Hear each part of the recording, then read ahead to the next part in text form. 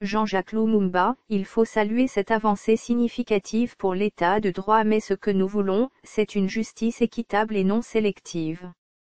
Jean-Jacques Lumumba. Le directeur de cabinet de la présidence et principal allié du chef de l'État, Vital Kamerhe, a été placé en détention provisoire mercredi.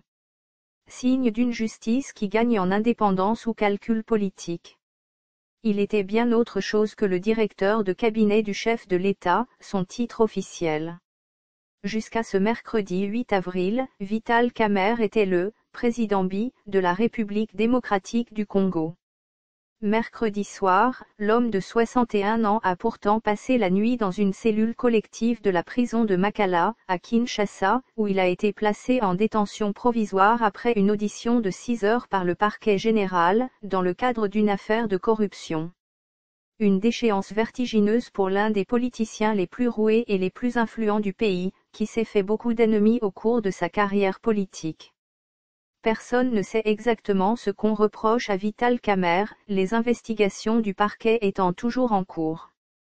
Mais l'enquête porte sur le « programme des 100 jours » de Félix Tshisekedi, lancé lors de son accession au pouvoir. Retour en janvier 2019. Grâce à une alliance électorale avec Vital Kamerhe et son parti, l'UNC, et au terme d'un arrangement secret avec le président sortant, Joseph Kabila, le fils du défunt lion de l'opposition Étienne Tshisekedi vient d'être proclamé gagnant du scrutin. Peu importe que l'autre opposant, Martin Fayulu, revendique lui aussi la victoire, et que les observateurs de l'Église dénoncent une élection truquée, la RDC tient enfin son alternance pacifique, pour la première fois de son histoire heurtée. Kamerhe a été l'un des artisans de la conquête. Cet ex-kabiliste surnommé « le caméléon », président de l'Assemblée nationale entre 2006 et 2009 puis candidat à la présidentielle de 2011, a apporté son expérience et les voix du bassin du Kivu, très peuplé, à Tshisekedi. Le duo a sillonné toute la RDC sans jamais se séparer.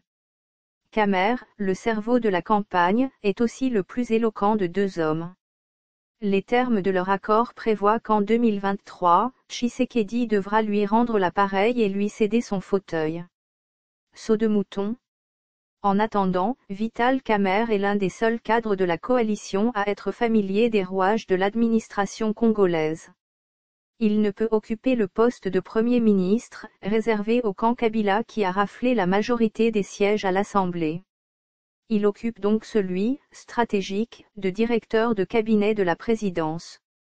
Et, à ce titre, pilote le programme des 100 jours, censé réaliser en urgence des grands travaux. Il s'agissait en réalité d'un saupoudrage qui concernait quelques infrastructures emblématiques, comme les sauts de mouton de Kinshasa, ces autoponts censés réduire les bouchons de la capitale, explique Christophe Rigaud, fondateur du site spécialisé Afrique Arabia. Or les marchés ont été réalisés de gré à gré, sans appel d'offres, et les coûts se sont envolés. Kamerhe est soupçonné par la justice de s'être personnellement enrichi au passage.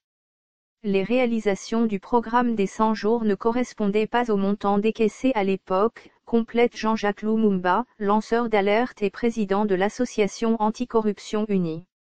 La justice a remonté la chaîne pour comprendre ce qui s'était passé, jusqu'à arriver au nom de Vital Kamerhe.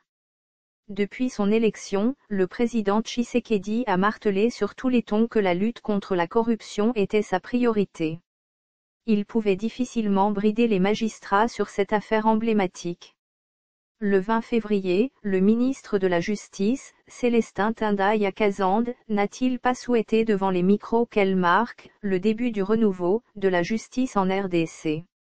C'est une surprise totale, il faut saluer cette avancée significative pour l'état de droit, reconnaît Jean-Jacques Lumumba.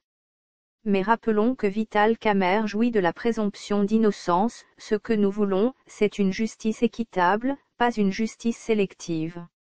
Jeudi, le premier président de la Cour de cassation a renvoyé toutes les affaires en instruction après la fin de l'état d'urgence sanitaire, pour cause de coronavirus.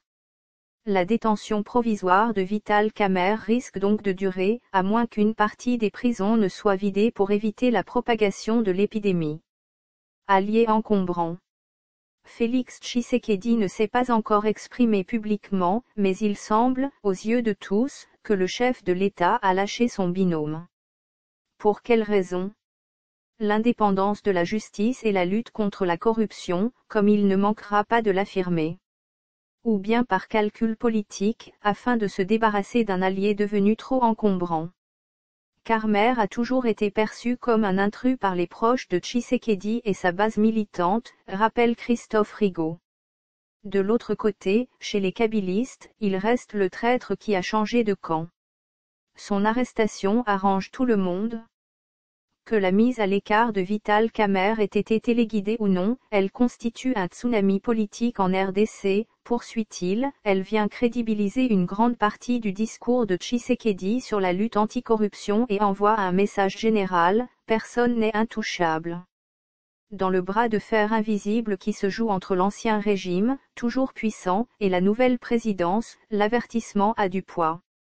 En sacrifiant son précieux partenaire de coalition et en surfant sur une opinion publique favorable, la présidence Tshisekedi pourrait enfin gagner en autonomie. Ou se retrouver durement fragilisée? Un pari à quitte ou double. Source, La Libération/MCP, via mediacongo.net.